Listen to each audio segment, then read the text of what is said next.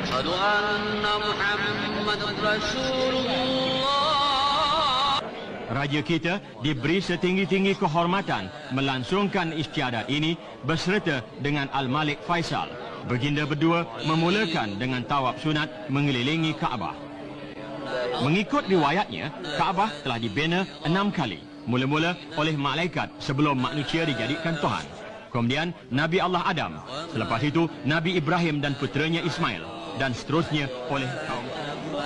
Selesai tawaf, semayang sunat di makam Nabi Ibrahim, iaitu sebuah batu pejal dibawa oleh Ismail untuk bersama-sama ayahnya Nabi Ibrahim berdiri memerhatikan pembinaan Kaabah.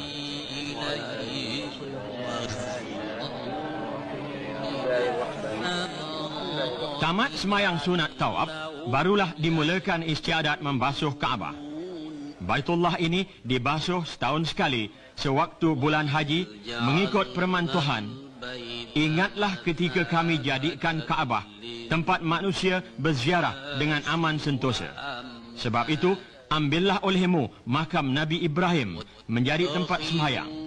Dan kami perintahkan Nabi Ibrahim dan Ismail supaya membersihkan Kaabah untuk orang-orang yang tawaf dan untuk orang-orang yang beribadat di masjid dan orang yang rukuk dan sujud.